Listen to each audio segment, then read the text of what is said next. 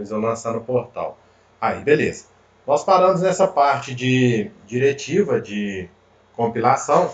E essas diretivas de compilação, nós temos aqui a hashtag include, que ela é a mesma coisa da usada que era usada no assembly. E qual que é a função dela? É chamar algum arquivo, alguma função, alguma biblioteca externa a o programa que você está programando.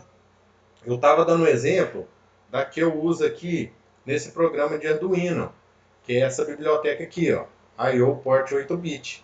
Porque como o Arduino ele não tem uma porta, ou seja, para mim ter uma saída do Arduino de 8 bits, eu teria que acionar e desacionar 8 pinos. Então é uma coisa assim, né? Não é muito prática. Então a gente usa essa biblioteca, e essa biblioteca tem alguns comandos aqui, ó, que transforma os pinos 2, 3, 4, 5, 6, 7, 8 e 9 em uma saída de 8 bits ou de 1 byte. Então, quando eu envio essa informação aqui para a saída, ó, 85, tá vendo? Se eu for lá naquela calculadora online e jogar 85 decimal aqui, ó, olha aqui, eu vou ter 10, 10, 101. Ou seja, eu acionei todos os bits pares, certo? E quando eu jogo o valor 170, eu vou acionar os ímpares. Quer ver? Ó? 170. Olha lá, inverteu. Então agora eu estou acionando 10, 10, 10, 10. Então esse programinha aqui nada mais é do que eu tenho 8 LEDs ligados nesses pinos aqui, ó, 2, 3, 4, 5, 6, 7, 8 e 9, né? Ou seja, 1 byte. E ora ele aciona os ímpares, ora ele aciona os pares. Isso aí nós vamos fazer uma prática desse tipo aí, né? Eu estava falando com o Matheus. Pode falar. Não tem ninguém não? É, não, beleza. Nós vamos fazer uma prática, né? E eu vou passar para vocês o simulador. Eu não vou poder fazer isso pelo portal, né? E depois eu vou mandar para vocês aí no WhatsApp para vocês instalarem o simulador. E esse simulador nós vamos programar, vamos montar o circuitinho com os LEDs, com o microprocessador, com o Arduino e vamos simular. Porque quando a gente voltar, né, desse problema aí e a gente tiver acesso ao laboratório, nós vamos direto no laboratório montar a prática. Aí nós vamos montar a prática que a gente programou. Beleza? Essa é uma das práticas que eu vou passar para vocês. E o que acontece? O que essa diretiva include? Eu chamei essa biblioteca aqui, ó, que nada mais é do que aquela biblioteca que eu estava mostrando para vocês quando o Zoom caiu, né? Aqui, ó. Essa biblioteca aqui, ó. Essa biblioteca, ela define algumas funções que não existem no IDE. Então, essa função que tem aqui, ó, myPort send 8 bits, que joga esse número aqui para as portas, né, para a porta com esses pinos aqui, ela não existe no IDE do Arduino. Então, a pessoa criou, né, eu consegui essa biblioteca, não fui eu que criei, e adicionei essa biblioteca ao Arduino. Ela está aqui, ó, Sketch. Biblioteca, hein? Aqui, ó, incluir biblioteca.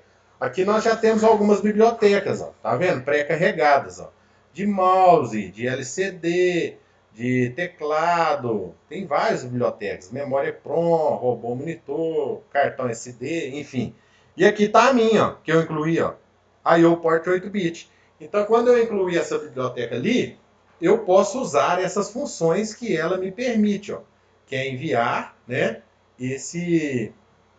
Esse número aqui para a porta de 8 bits. Então o include, ele me dá essa opção de eu pegar alguns arquivos externos. Por exemplo, eu posso chamar um arquivo aí de função. Eu crio outro programinha com um arquivo que plota para mim uma função senoidal. E aí, quando eu tiver que usar essa função, eu venho cá e incluo ela aqui, ó. Vamos supor que eu crie ela e ela chama function. Aí eu venho cá, incluo entre esses dois sinais, eu coloco aqui, ó, function, ponto H. Então essa biblioteca ela não existe, mas se ela existisse e eu já tivesse feito, aí eu venho cá e chamo, por exemplo, uma função function no meu programa aqui, ó. Function. O que acontece? Quando eu chamo essa função function, ele vai lá e vai executar esse outro programa que eu fiz em outra parte. Então dá para me seccionar o programa, dá para me usar subprogramas e dá para me usar bibliotecas, que é o mais usado, né? Então vamos voltar lá no PowerPoint. Então essas são algumas das funções do #include e das diretivas de compilação, né? Aqui está falando, ela é uma diretiva muito usada quando né, se deseja criar programas em múltiplos arquivos ou programas modularizados ou modulados, né, subdivididos em funções. Por exemplo, no PIC, a gente tem que ficar chamando essa função aqui, ó, que é essa função. Agora não vai sumir de novo, não.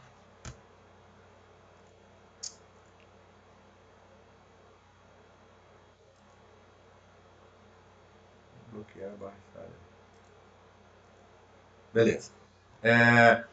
E aí a gente fica chamando essas funções. Essa include a VR e o H, ela sempre que a gente vai usar num PIC, por exemplo, a gente tem que ficar chamando ela. Por quê? Ela é uma biblioteca de registradores. Então, a gente não vai. Ela já, quando a gente faz uma soma, alguma coisa assim, ela já sabe endereço de registrador, já sabe nome de registrador. Então, a gente não tem que ficar colocando endereço de registrador. Mas a gente tem que chamar essa biblioteca quando nós vamos trabalhar. Beleza? Outra diretiva bastante usada, define. Essa diretiva define, eu também usei ela no meu programa. O que eu fiz? Eu defini que a constante time vale 500. Beleza? Então, quando que eu uso essa diretiva define? Principalmente quando eu quero definir uma constante. Por quê? Essa constante minha, ela não vai ser mudada no looping, ou seja, onde o programa vai ficar rodando. Não defina aqui uma variável, ou seja, que a cada momento aqui ela pode adquirir um valor. Eu defino aqui uma constante. Qual que é a grande vantagem, por exemplo, nesse caso? Suponhamos que eu tenho aí, além dessas 8 portas, eu tenho mais um monte de portas, eu tenho mais um monte de LED, e a minha base de tempo, eu tenho que mudar ela às vezes. No caso aqui, eu só tenho 2 lugares aqui, ó, que eu usei time aqui e aqui. Mas se eu tivesse que usar esse time aqui em 100 locais no meu programa, se eu tivesse que mudar essa base de tempo, eu teria que acessar uma por uma e mudar manualmente. No caso aqui, como é uma constante, eu simplesmente acesso aqui, coloco aqui, ó, 1000. Pronto. Então isso, eu já mudei toda a base do meu programa, onde tinha time, que eu usei a constante time, passa a valer 1000 ao invés de valer 500. Esse aqui é muito, mas muito prático. É uma mão na roda esse aqui, ó. Você saber usar essa define em constante. Te economiza um trabalho absurdo. Então, é nesse caso que eu uso essa diretiva define, né? Quando tem macro, como era feito nessa diretiva EQU lá em Assembly, né? E, por exemplo, aqui eu dei outro exemplo, ó, #define meia dúzia igual a 6. Então, quando eu vou programar um programa aqui, ó, eu já atribuí um valor à minha constante, meia dúzia. Então, em todos os locais que eu usar a minha constante meia dúzia no programa, ela automaticamente o programa já vai saber que vale 6. E se eu quiser chamar meia dúzia de 7, de 8, o que eu quiser é só ir lá em cima e mudar essa diretiva define. Beleza? Oi? Tanto faz. Você pode, aqui, ó, você vê que no Arduino eu coloquei só espaço, ó, e compilei e funcionou beleza. Se eu colocar igual também, funciona do mesmo jeito. Não tem diferença. Você fala aqui, né? Você fala, aqui igual a 6, né? Não precisa, não tem necessidade. Mas se colocar também funciona. Aqui, ó. Esse igual, o que que ele tá falando, pessoal? Porque lá no meu Arduino lá eu não usei, ó, time 1000 e aqui eu usei. Mas tanto faz, não tem problema colocar ou não colocar, beleza? Então vamos lá, estrutura do programa. Após as diretivas devidas, né, que é include, define, diferentemente da assembly que usava esse .org, né, que sinalizava onde iniciava nosso programa, no Arduino nós vamos usar o void setup e o void loop, certo? Void setup, onde eu chamo variáveis, configurar pino, eu quero que o meu pino tal é saída, eu quero que o meu pino tal seja entrada. Então, a maioria dos pinos, né, se não todos, eles têm a configuração de poder ser usado como entrada ou como saída. Então eu tenho que ir lá em cima e configurar eles como entrada ou saída. E alguns eu posso usar inclusive como entrada e saída, dependendo do momento do meu programa. Então esse void setup, que no meu caso estava aqui, ó, né? Eu não usei nada porque não tinha variável nenhum para declarar e a própria biblioteca aqui, ó, ela declara as minhas entradas e saídas. Então eu não precisei chamar e configurar entrada e saída nesse programa meu. Mas se tivesse uma entrada aqui, ó, eu teria que colocar aqui, ó, int, vamos colocar aí aula igual a 1. Então isso aqui o que eu fiz? Eu declarei uma variável do tipo inteiro, que nós vamos ver também, né? A diferença entre os tipos de variáveis, chamada aula, e atribuir a ela um valor 1. Então, quando eu vou chamar essa variável, que eu tiver que trabalhar com alguma variável, eu vou chamar nesse void setup. Por que eu vou chamar dentro do void setup? O void setup ele roda uma vez apenas quando eu ligo o meu dispositivo. Então, eu vou lá, liguei meu dispositivo, ele vem cá, ó, include, define, né? Ver que as bibliotecas ou que arquivos ele vai ter que incluir, define as constantes, e aí ele vem cá no void setup, passa aqui por uma vez só. Que ele vai lá, aloca todas as variáveis que você chamou, e quando ele chega nesse void loop, aí é onde ele fica rodando aqui dentro. Ó. E ele fica aqui eternamente rodando, checando entrada, checando tempo, alterando saída. Então, esse void setup, ele roda só uma vez. Só quando você liga o dispositivo. Então, ele é usado para chamar as variáveis. No void loop, por outro lado, depois de criar uma função, setup, né, a qual atribui valores iniciais, a função loop faz o que o nome sugere, ou seja, ela fica em looping. O que é looping? Ela fica rodando ali, ó, eternamente. Então, a gente chama lá realmente de função looping. Ou seja, sendo executada continuamente, checando entradas e alterando saídas. Quanto que vai sair dessa função looping? Só quando você desligar o dispositivo. Se você não desligar o dispositivo, ele vai ficar rodando aí eternamente. Beleza? Aqui é o exemplo daquele programinha, né, que eu estou mostrando para vocês. O void setup, que é executado apenas uma vez. E nós temos o loop, que fica em loop infinito. Ou seja, esse programinha aqui vai ficar ligando os LED ímpar, esperando um tempo, dando um delay de um tempo que é igual à minha constante, que eu posso alterar toda vez que eu desligar, né? Que eu tenho que desligar para alterar, para enviar o programa de novo. E depois ele desliga os ímpares e liga os pares. E novamente ele dá um time que é igual, né, nos dois períodos. Então meu programinha, esse programinha faz isso. Instruções de saltos e desvios. Tá. Nós temos dois tipos de funções de salto. Essa nomenclatura de salto não é muito usada em C, não. É mais mudança de fluxo do programa. Mas elas têm a mesma função. O que acontece? Nós temos do tipo condicionadas e incondicionadas. Salto condicionado é quando eu faço um teste. Ou seja, eu condiciono o salto ou a mudança de fluxo a um teste. Vai ter um exemplo mais na frente que vai ficar muito claro. Para saber se o bloco correspondente deve ser executado ou não. Já a instrução de salto incondicional, ela não está associada a nenhum teste. Ela simplesmente salta. Por exemplo, em C, qual que é a instrução incondicional de salto? É a chave. Então, quando você coloca uma chave no final, por exemplo, aqui, ó, quando eu coloquei a chave aqui, ó, ela não testa nada, ela simplesmente muda de linha, certo? Então, ela é uma instrução de salto incondicional. Independente da condição, ela vai saltar, né? Aqui, ó, outra de salto, outra de salto. Na verdade, ela é feita para conter, né, esse looping, e a função dela também é saltar. Já as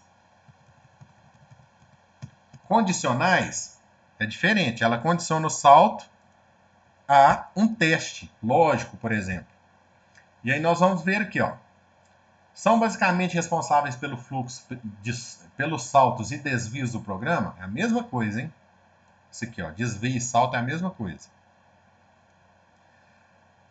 Tais testes são realizados através dos operadores como menor, menor ou igual, maior, maior ou igual, o igual, que é aquilo que eu falei lá atrás, a gente tem que tomar bastante cuidado, porque um igual só, quando eu coloco um igual só, eu estou atribuindo, nossa, escrever com mouse é difícil mais. Um igual só, eu estou atribuindo um valor àquela variável. Então, quando eu quero checar, condicionar aquela variável, eu uso igual, igual. Diferente, inverte o sinal, o pino, enfim. Isso aqui é uma porta AND, isso aqui é uma porta OR. Então, esses aqui são os mais usados, que são o quê? Os operadores que a gente faz um salto condicional. Como? Vamos lá. Por exemplo, aqui, ó. If. If é uma função sim que nós vamos estudar daqui a pouquinho. Eu estou condicionando esse salto à função if. E eu estou condicionando a esse operador lógico aqui, ó. Ou seja, testa se a variável é zero. Quando eu coloco esse ponto de exclamação aqui, eu faço o teste como se ela fosse falso. O que é valor falso para o IDE do Arduino? É zero. Todo e qualquer outro valor vai ser verdadeiro. Então, o valor falso é o zero. Quando eu estou falando aqui se exclamação var positivo, eu estou falando o seguinte: se var positivo for zero, ele executa esse comando e esse comando. Eu coloquei comando aqui, mas poderia ser qualquer coisa. Por exemplo, x igual a 10 ou liga pino 7. Enfim, é qualquer tipo de comando. Então, esses operadores são usados para isso. Ó, né? Essa função sim, mais na frente nós vamos estudar. Aqui eu usei só como exemplo, mas esse slide aqui eu queria mostrar isso aqui. Ó. Os comentários. É altamente recomendado inserir comentários durante a programação. Eles podem ajudar no entendimento do programa para outras pessoas ou até mesmo para o programador. Por exemplo, eu fiz um programa, eu programei um Arduino tem 2 anos. E aí, depois disso, eu fiz diversos outros tipos de programa. Só que aí, o meu cliente chegou para mim e falou: Matheus, deu problema lá e tal, vai lá olhar para mim. Aí eu chego lá, tem um programa de 500 linhas sem comentário. O que eu vou fazer para lembrar de um programa que eu fiz há 2 anos atrás e nesse meio tempo eu já fiz uma centena de programas? É óbvio que eu não vou lembrar e para me lembrar eu vou gastar aí 3 dias lendo programa. Então, por isso que é altamente recomendável a gente sempre comentar no final da linha. Por exemplo, o que essa função if faz para mim? Testa se a variável é igual a zero. Então, esse comentário aqui não vai entrar no programa. Por quê? Porque eu usei esse carinha aqui. Ó. Se eu usar barra barra no início do comentário, esse comentário aqui não entra no programa. Então, o meu IDE sabe que quando ele viu esse barra barra, eu estou escrevendo aquele é só um comentário para me lembrar. Mas ele não vai executar função nenhuma no programa. Eu posso escrever o que eu quiser depois do barra barra. Certo? Outro tipo de comentário é o asterisco barra, barra asterisco. O meu IDE vai ignorar tudo que está aqui dentro. Tudo que está entre esses sinais aqui, ó, ele não vai executar. Então, quando eu tenho um comentário de mais de uma linha, eu uso asterisco barra, no final dele, barra asterisco. Quando eu tenho um comentário de apenas uma linha, eu uso barra barra. Beleza? Então, pode falar. Pode falar.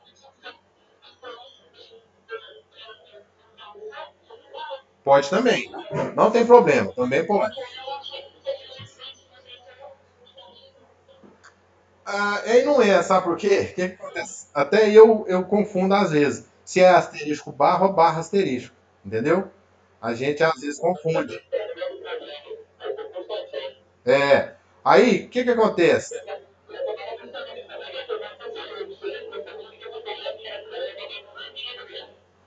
Depois eu vou confirmar. Antes de você falar aqui, eu já fiquei na dúvida. Eu vou confirmar para você e ver se esse slide aqui tá certo. Mas testando lá no programa você vê, porque ele muda de cor, ó. Quer ver? Vou testar aqui agora que a gente confirma, ó. Quando aqui, ó, vou colocar um comentário qualquer. Coloco barra barra. Aí eu venho cá e verifico, ó, só para ver se vai dar erro ou não. Eu acho que não é assim, porque não mudou de cor. Aí, ó. Não, isso aqui não tem nada a ver. Deve ter escrevido esse 500 aqui sem ver. Deu escrito esse 500 aqui sem ver. Vamos lá. Compilou. Oi?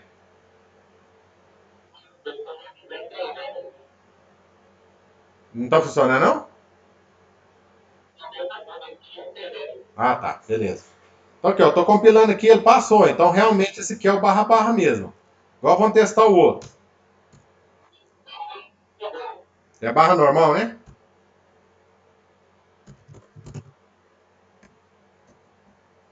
Olha lá, ó. É barra asterisco, ó. Tá vendo que eu tô falando que eu confundo? Até eu confundo. É barra asterisco, asterisco barra. Vou até mudar lá no slide. Olha lá. Viu que ficou branquinho aqui só a parte de dentro? Então é barra asterisco, asterisco barra. Vou até mudar lá no slide uma vez.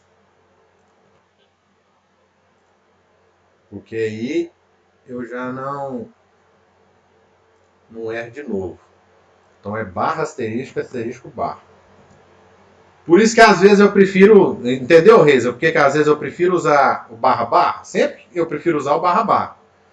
Eu acho mais simples, não tem como confundir. Olha, às vezes faz, viu? Às vezes faz, principalmente início. Você viu lá na minha biblioteca que eu abri? Tava um comentário grandão lá, quer ver? Olha aqui, ó. Olha o tamanho do comentário. Por exemplo, para colocar o nome do arquivo, data, versão, quem fez, enfim. É tipo um cabeçalhozinho, né? O cara fez um cabeçalhozinho aqui, ó.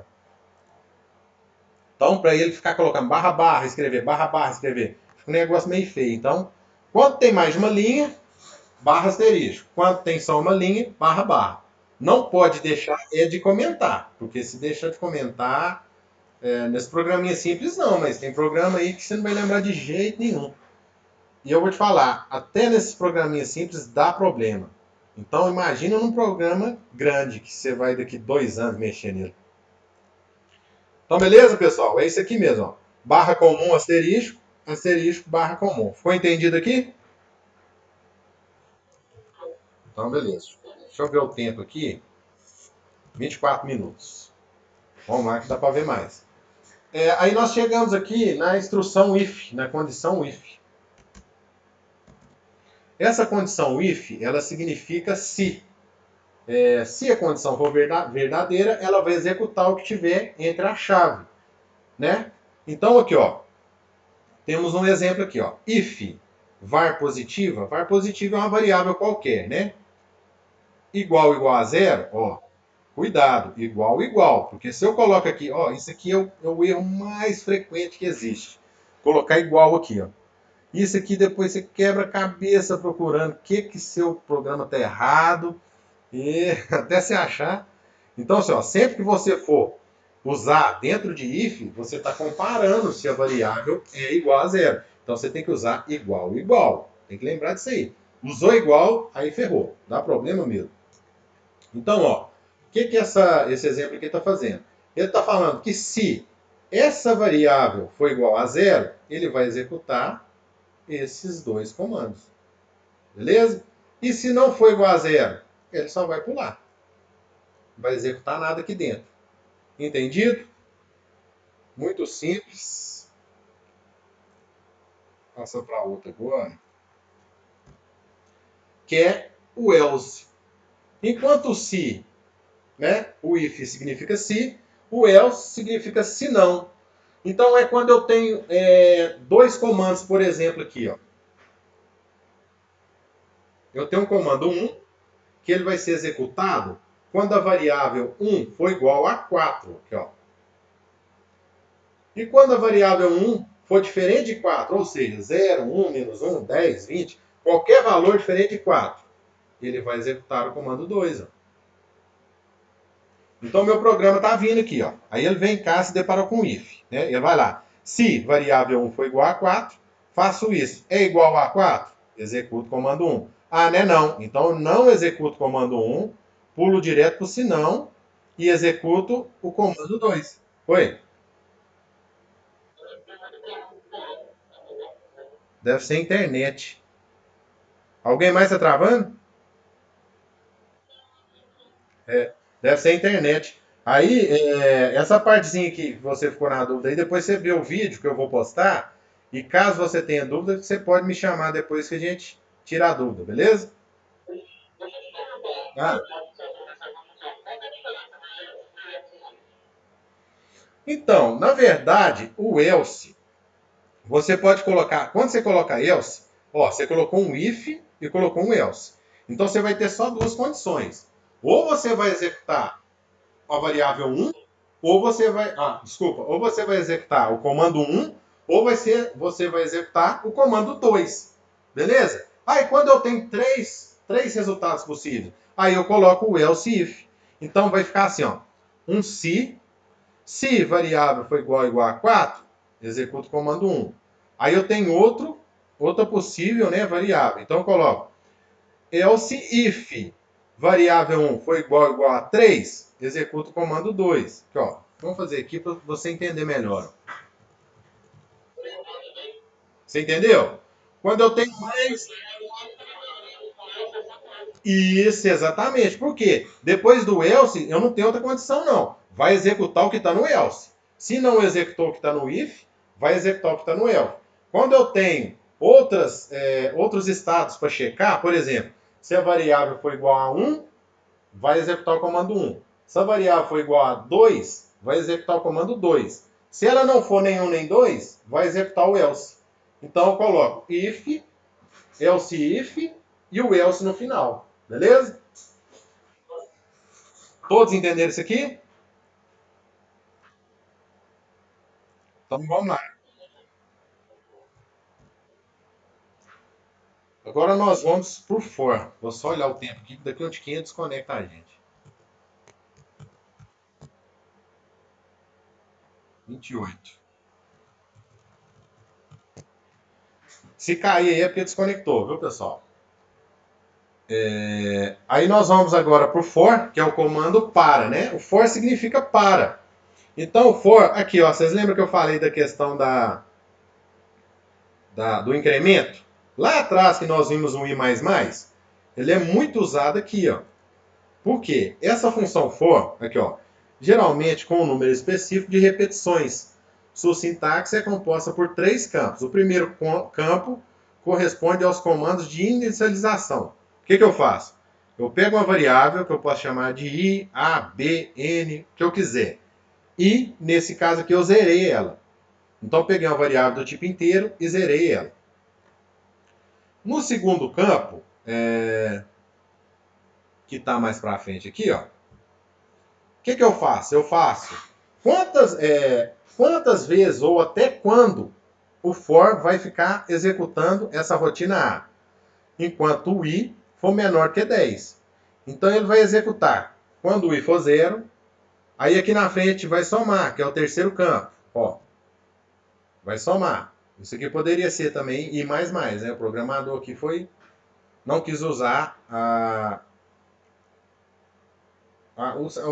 dica, né? O diminutivo aqui. Então, ele vai lá. Eu chamo a função for, ela pega uma variável i, atribui a 0, né? Ela pega essa i e fala que ela vai realizar o que tiver dentro do for, enquanto o i for menor que 10, e aqui eu faço um incremento do i. Ou seja, suponhamos, chegou no for, ele vem cá, i igual a 0. O i está menor que 10? Tá. Então, soma 1 no i, o i virou 1 e executa a rotina. Agora o meu i aqui já é 1. O i está menor que 10? Ainda continua menor que 10. Somo 1 no i, virou 2, executa a rotina. Então o i aqui já é 2. Aí, outra vez, o i é menor que 10? Sim, 2 é menor que 10. Então vem cá, soma mais uma vez o i e executa essa rotina. E vai executando. Lá no final, i igual a 9. É menor que 10? Ainda continua sendo menor que 10. Soma 1, i igual a 10, executa a rotina.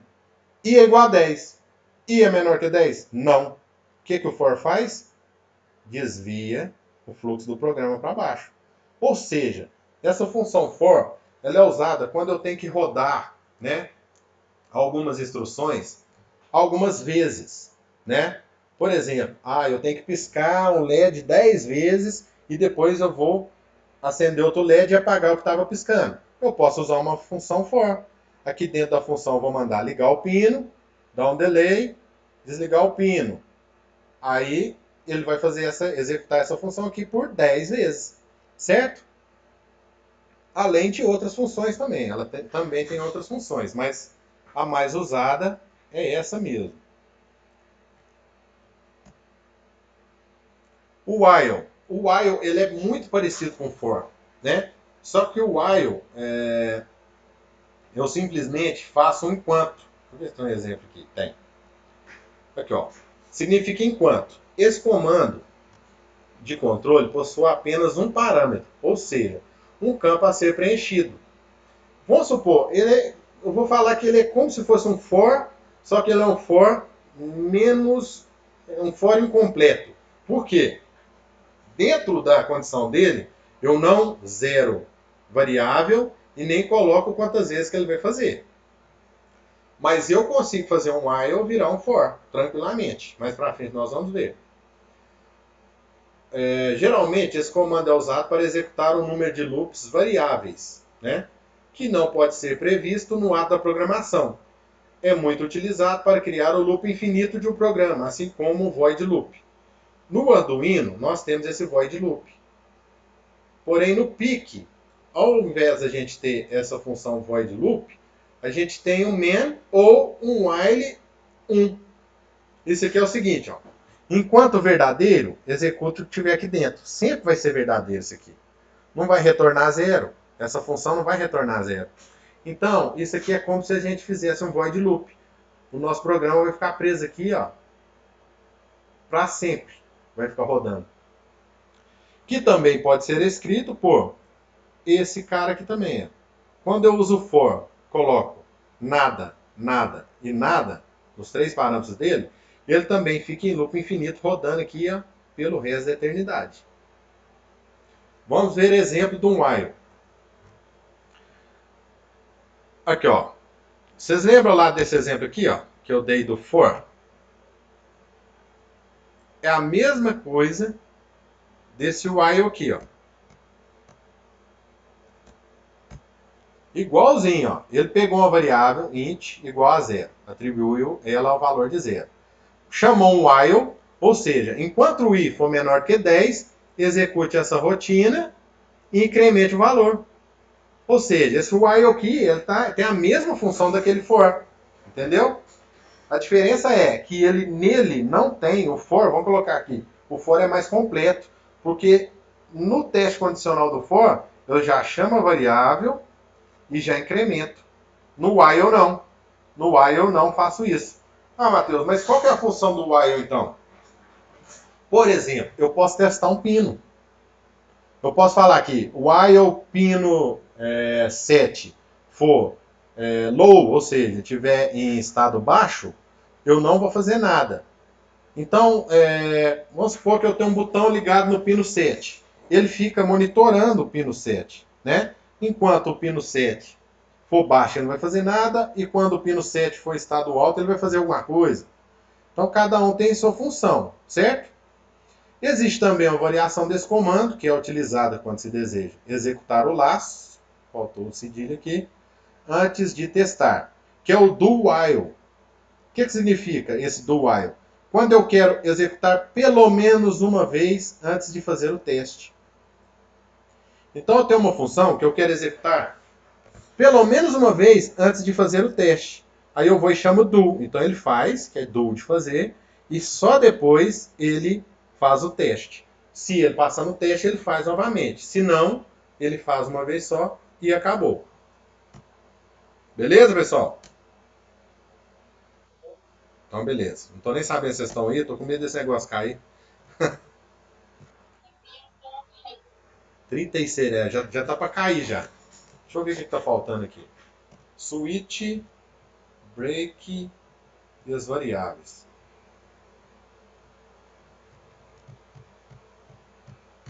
Tá faltando muita coisa. Vamos fazer o seguinte, então, vamos ficar por aqui.